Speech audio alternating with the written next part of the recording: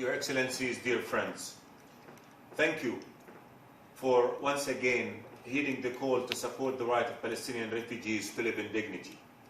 Your presence and your support for UNRWA reflect your commitment to ensuring that over 5 million Palestinian refugees enjoy their basic rights to education, to health services, and to a life free from need.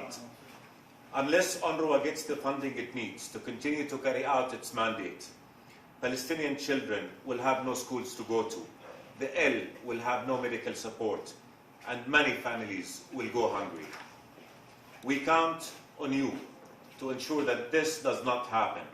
We hope that our meeting today will help contribute to closing the huge deficit that UNRWA's budget continues to have for this year. Towards the end of last year, the international community spoke almost unanimously in support of renewing the agency's mandate.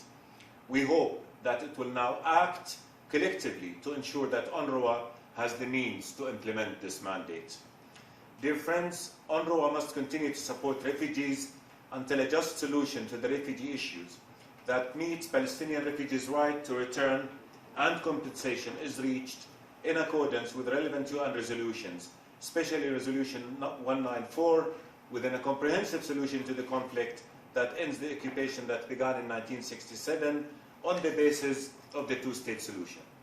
Any reduction in UNRWA's services will only cause more suffering for a people that have suffered far more than any people should have to endure.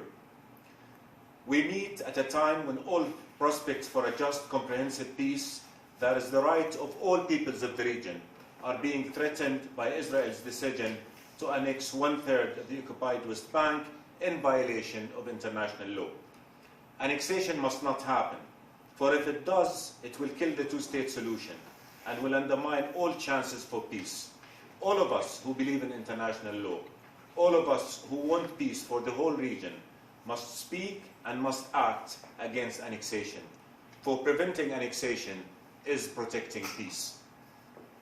The Hashemite Kingdom of Jordan, the largest host of Palestinian refugees, will continue to work with all of you, friends and partners, to ensure that UNRWA is sufficiently funded and that refugees' right to a dignified life is met. We will also continue to work with all of you to create horizons for the launching of effective negotiations that can deliver a just peace that people will embrace and defend.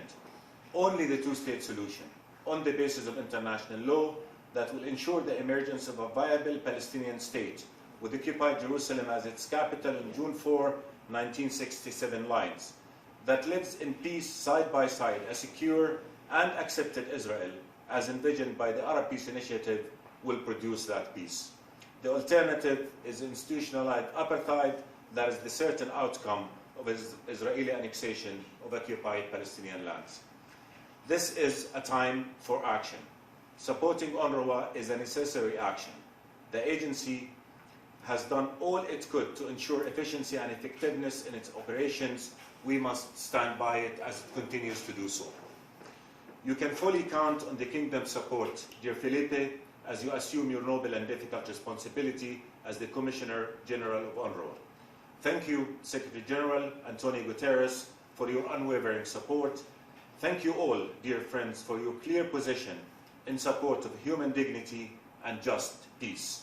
And thank you, Sweden, for being such a solid partner in our collective efforts to ensure that UNRWA continues to be a source of hope and good in these difficult times. Thank you so much, and now may I yield to my dear friend, Minister Eriksson from Sweden. The floor is yours, sir.